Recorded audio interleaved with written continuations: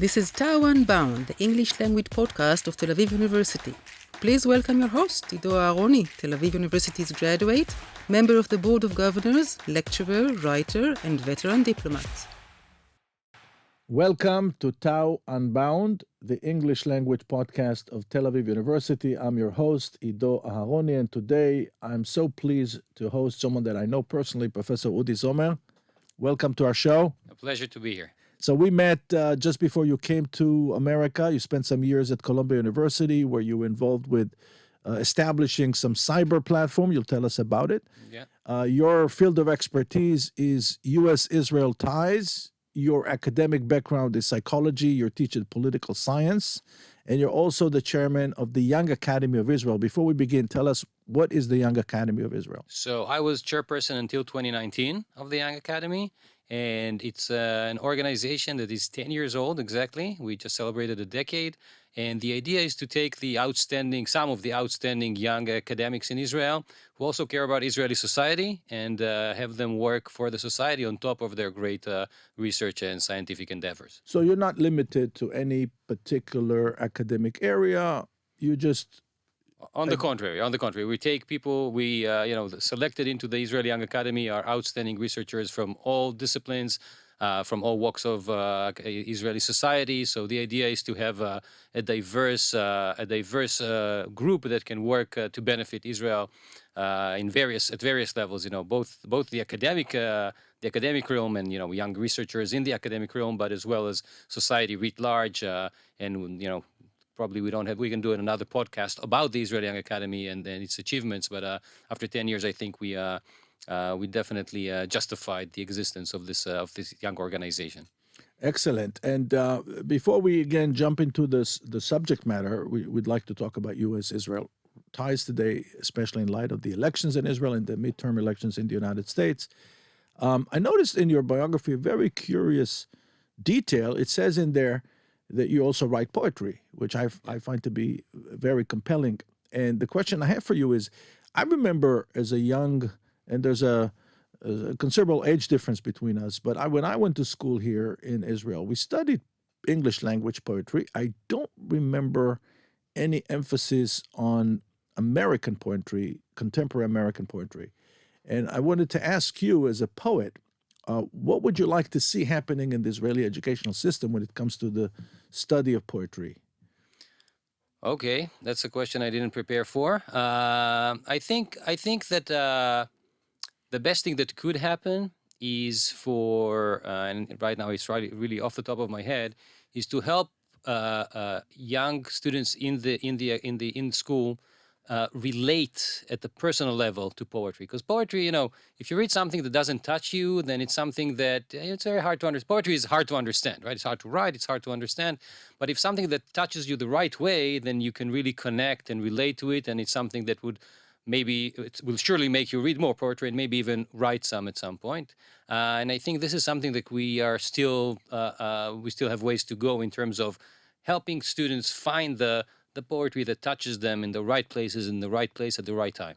What poetry touched you, for example, when you were young? I think, the one that influenced me the most was Natan Zach by far. After a while, I felt like I can rebel against Natan Zach, but I think he's both the melody in his rhymes, but also just the insights and the sensitivity and the kind of very unique way to describe certain experiences and certain aspects of reality that really touched me.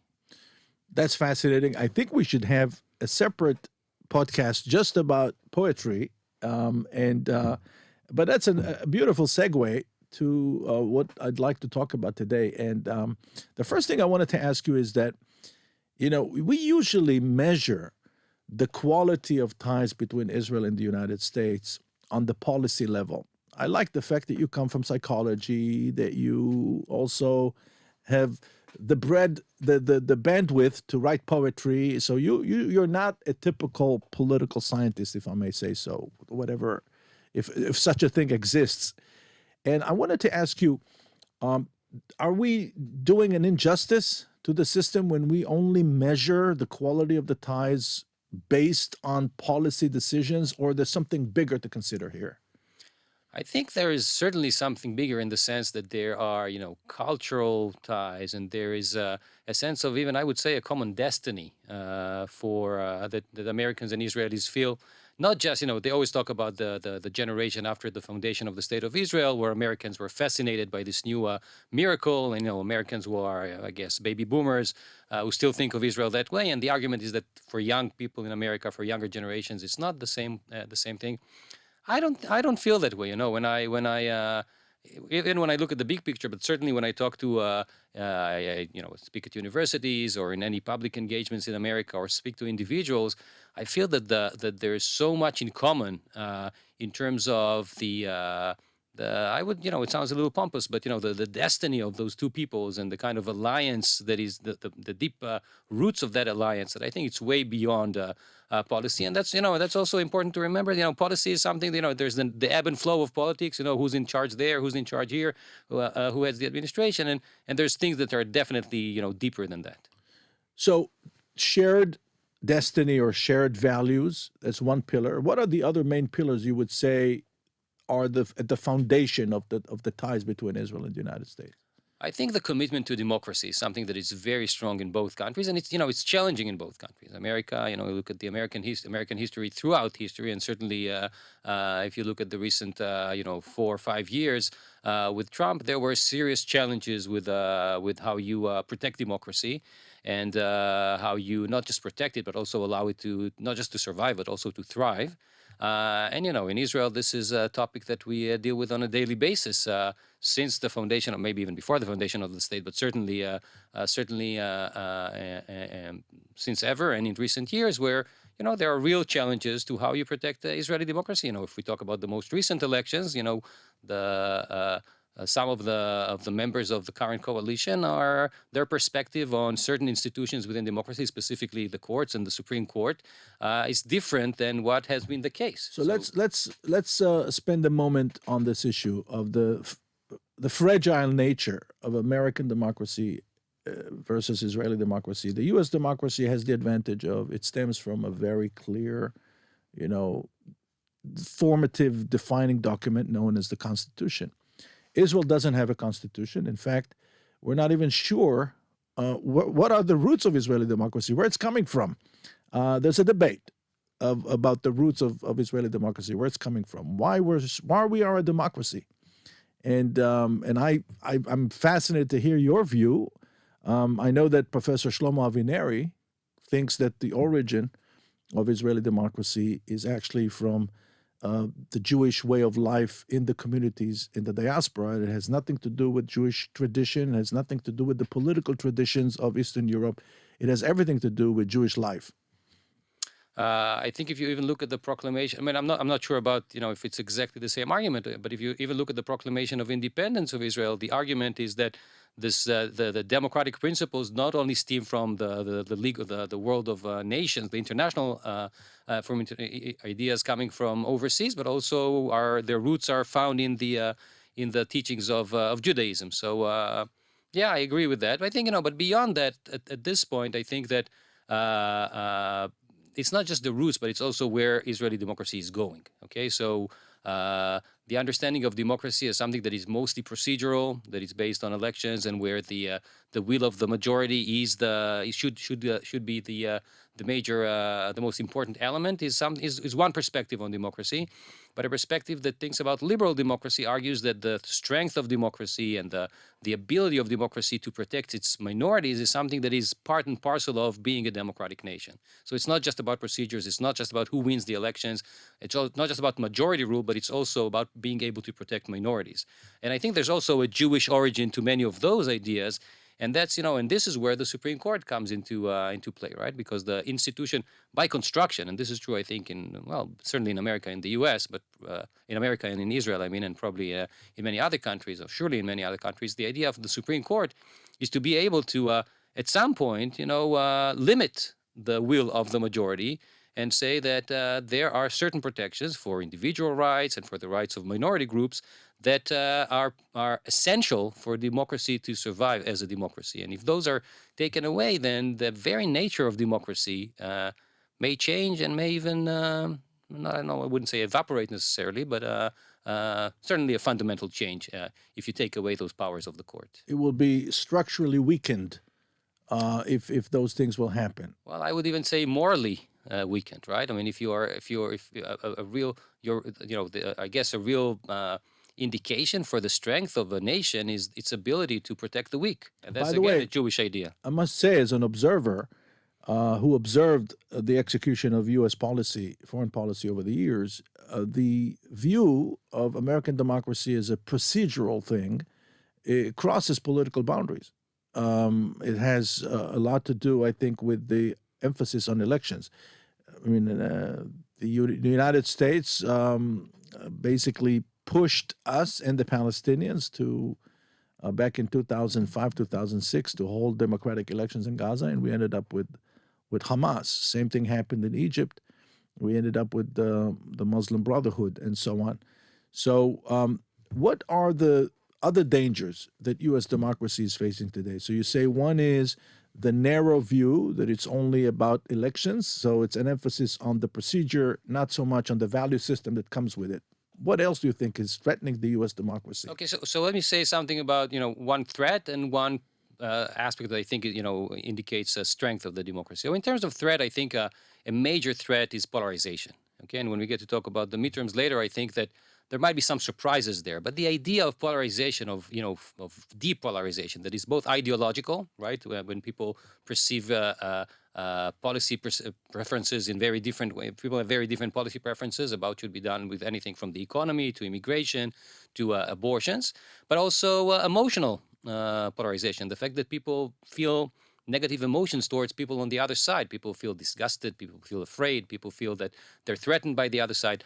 This kind of polarization, at the end of the day, for democracy to work, there's always factions, right? There's always political parties that are, that have opposing views and opposing positions on various things, but there should be enough in common. People should feel, people and entities and political elements within the system should feel that there is enough common interest for the system, for the institutions to survive.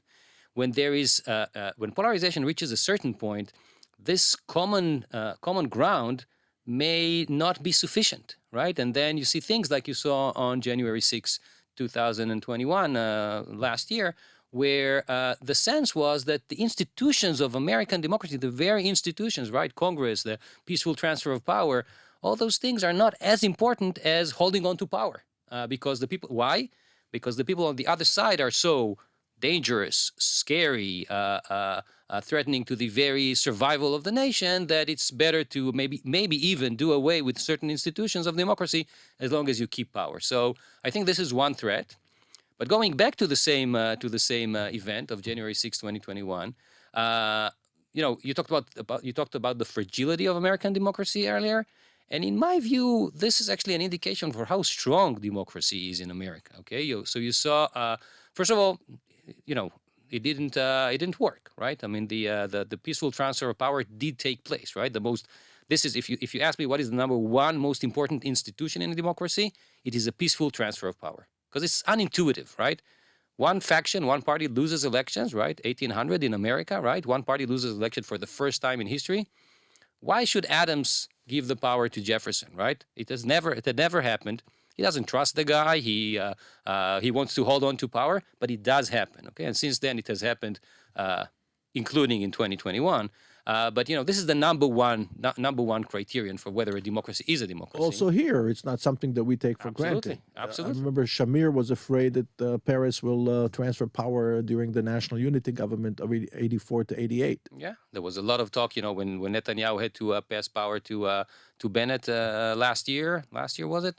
That it might not happen, so it didn't happen in the most smooth of ways, but still it did happen, and there was a peaceful transfer of power, and this is I think this is the number one indication for the strength of democracy, and it did happen in America. And not only did it happen, but if you look at the outcomes of the midterm elections earlier this week, you see how every single candidate who was not every single candidate who was an election denier lost. Some of them did win, but every single one who was a candidate for a position within the state that would determine the outcome of the election, such as the Secretary of State in Arizona and elsewhere, these people lost. So and this indicates that not only at the level of institutions did power transfer peacefully, but also at the level of the individual voters in America, they care about democracy. So that brings up a very important question. In your assessment, would you say that the Trump phenomenon has played itself out, or we are going to see more displays or representations of it, even if not by Trump himself? I think it's not over. I think it's not over if you just look at the numbers. The percent of Republicans who still believe that the elections were stolen, the 2020 elections were stolen, are, depending on the survey, but it's 50 to 75%. So if you had 70 million people voting for Trump, so even half of this, it's 35 million people. They're not going away. One of my favorite activities when I'm in America is to go to the gym in the hotel where I'm staying, and have, in the gyms in America, you have those several screens, and have one screen on Fox News and another one on any of the alternatives, and just look at the two alternative realities, right? That Americans are exposed to, depending on the channel that they view or that they follow, or whatever social media they follow. And you can see that those on the side of Fox News and some of the and many of the websites and social media feeds, etc. You can see that people are deeply convinced that this is the case, even for the current elections. You have all sorts of videos, etc., showing that is happening. So I don't think it's going. By the way, I must say that in the days before the elections, I was in the United States. The buildup that we're going to have a massive red wave was across the board. So it was the perceived conservative media and the perceived liberal media. Both were cultivating this narrative. Why do you think it didn't happen? I think there's I knew this question was coming. I don't think we still have definite answers for that. Okay, but let me give you a few initial intuitions. Okay, some of them are even based in data. But I think one thing is the endorsements that Trump made. Okay, some of the endorsements were people that were evaluated by the voters as unreliable, as incapable, as not fit for the job, so they didn't vote for them. It's too extreme ideologically, right? The fact that you can carry the day in the Republican primary doesn't necessarily mean that you can get the votes of the majority of voters. So Dr. Oz is an example of that. Yeah, Dr. Oz is an example. Although but Dr. Oz is a good example. I think Carrie Lake is a very interesting case. It's not, it's still a toss-up, but we'll see what happens there. But if she loses, I think this is the number one indication that the Trump endorsements not only did they not work, they actually scared people away.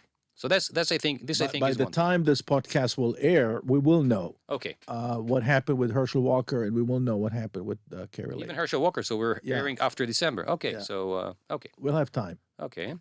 So that's one thing, I think. Another thing that, people talked a lot about in the early summer, and then it kind of disappeared, but not disappeared in the, maybe in talk shows and on social media and maybe even in the surveys, but didn't disappear in the hearts and minds of voters is Dobbs. Okay. I think the decision of the Supreme Court had, resonated very strongly with women in America. Not all women. It's usually, women between the ages of 20 and 30, where 60% of abortions in America are of people within this age bracket, and women who are, Democrats, women who are liberal. So women who are, it's not the most activist women, because they were already registered to vote and they were going to vote Democrat anyway. But it's those women who are less interested in politics, maybe, and they're very busy. They have women in the suburbs, what we sometimes are called soccer moms, although there's some talk about changing this phrase because it doesn't really represent any cohesive group. But maybe we'll talk about that later. But those women were mobilized to vote, and they felt that this is something that really touches home, right? I mean, that at the end of the day, I don't remember the exact statistics, but a good number of women in America get an abortion at some point in their lifetime. So, and the vast majority of abortions, by the way, are a part of family planning, in the sense that women who already have kids get them. So these are these are people who, it doesn't just happen to them something. People who are at the on the outskirts of society, but it's people who want to have who feel that Dobbs really influenced their life in a very profound way, and the fact that the constitutional right to privacy was taken away from them motivated them, raged them, created enough rage, frustration to actually vote, and I think that had a major influence. So much so that it even we saw a clear override of a party with a president who's extremely unpopular. I think he's at the same level as Trump, more or less, at this point in his presidency. With an economy, we know what the inflation numbers are. You know how much it costs to fill up a tank of gasoline in your car in some states in America. We have an energy crisis because of Ukraine, and so despite of all those things, inflation, right? In spite of all those things, it's the economy, stupid, right? The economy is supposed to be to have such an overriding effect in America, and despite all those things, I think Dobbs. So in that sense, I think social issues were at least as important as the economy in these elections. All right, and I agree with that analysis, and I think that I'd like to take you back to the question about Trumpism. So you say it's here to stay, even if it's only 30, 40 million voters is still a considerable. Now, what would you say is the role of technology in this polarization that we see? In how can somewhere I read that there were 300 candidates in the United States elections that were election deniers. Yeah. How could that happen, and what is the impact of technology on this? Oh, technology. I thought acknowledging. Technology has a huge influence, in the sense that first of all, there's a few things. One thing is that the standard media, which used to be the intermediate between the voters or the citizens and their leaders and their elected officials, is not necessarily as important anymore, right? I mean, as we said, people watch their specific TV channel, but at the end of the day, they get their information directly from the elected officials, right? So there's this kind of intermediary is gone. Beyond that, I think that when people look at their feed and they live within their echo chamber, they get the sense that first of all, everybody thinks the same way, or everybody that they know anyway, and all sorts of inconsistencies, all sorts of half-truths or even complete lies, what we call fake news or fake reality or deep fake or all those things, they take a hold because people feel that, this is wherever I go on my Facebook or on my Twitter feed or on my TikTok or on my Instagram, I see the same thing, so it must be true, okay? So I think that had a lot to do with that. That being said, I think there's a silver lining here when it comes to because this would generate polarization at levels that are unprecedented, right? You would say, but I think a silver lining here, or maybe even more than a silver lining, is the fact that is the split votes that you saw in many states. Okay, and why do I think that split votes are so important? Because at the end of the day, what is polarization? So we talked about ideological polarization. People think about policies in very different ways, right? There is emotional polarization that people, or affective polarization, people feel emotions that are negative towards the other side. But at the end of the day, polarization would really hurt the democracy, and this comes from the founding fathers. That's not my idea. If people are unable to come together and act in any joint fashion, right?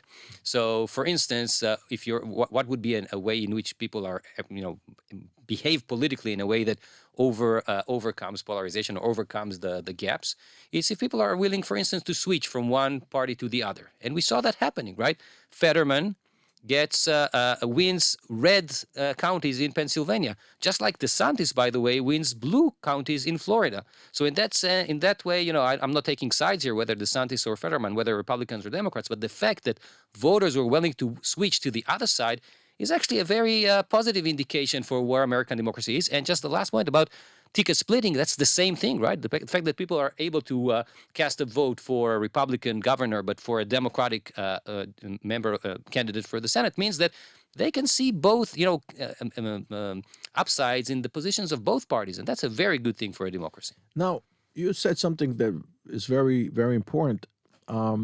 The willingness of people to switch sides is apparent, right? And you gave a few examples that I think are fascinating, and I'd be curious to hear about your opinion about Fetterman. Was it the compassion factor there that drove people to vote for him. Maybe the decision that was, previously viewed as a miserable decision to show up for the debate actually worked in his favor, because people said, you know what, I feel good about myself voting for someone who's recovering from a stroke.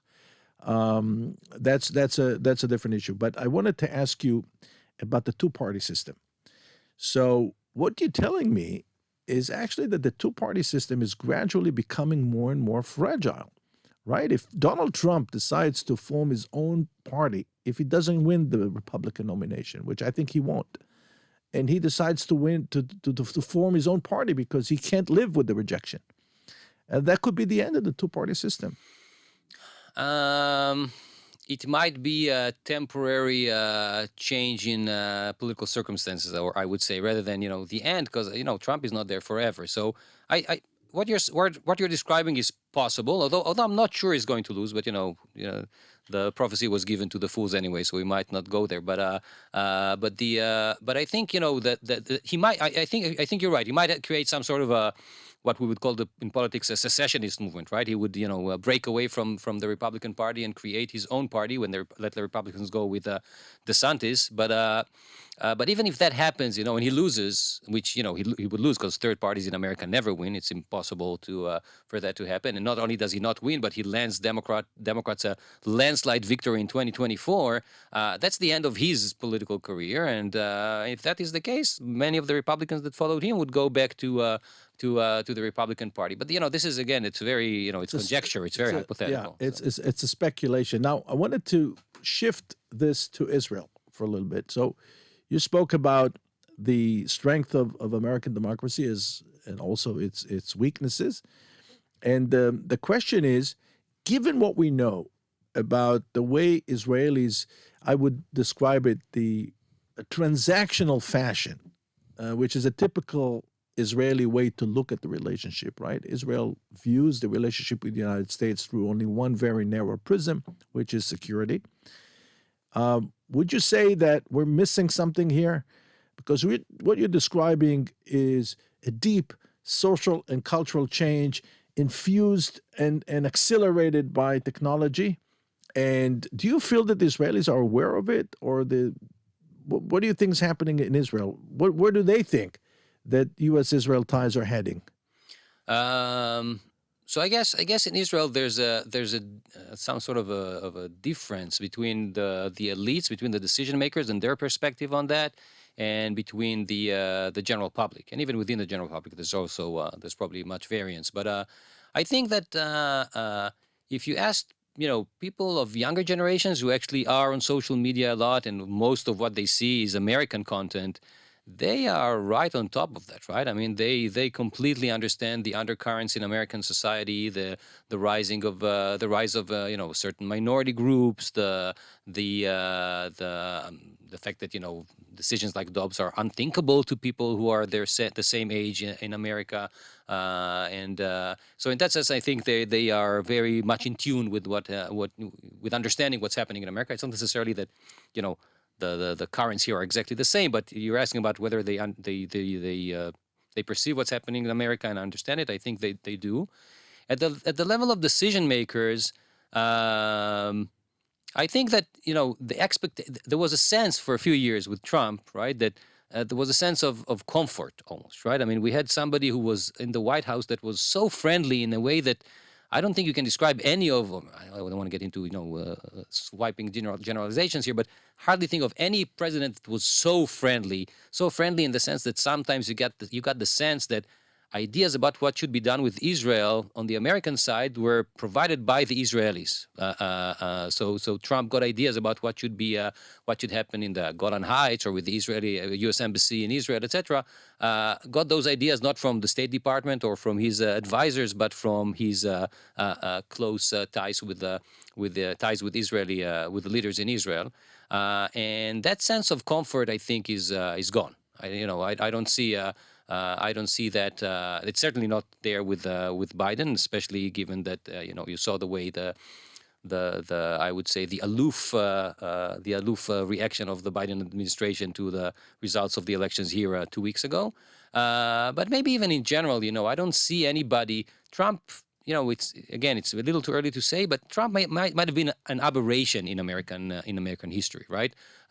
Both in terms of what happens domestically, but certainly in the way he handled the foreign policy and specifically with respect to Israel. The ties that you had between Trump and the closeness that you had between Trump and Netanyahu is something that I don't see that repeating itself in the near future.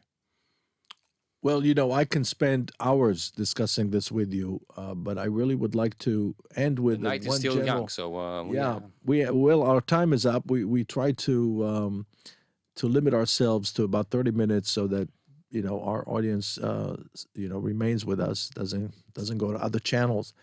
But I wanted to end this with a very general question, and I'm sure you're the right person to answer the question. Where do you see the relations between Israel and the United States in the future?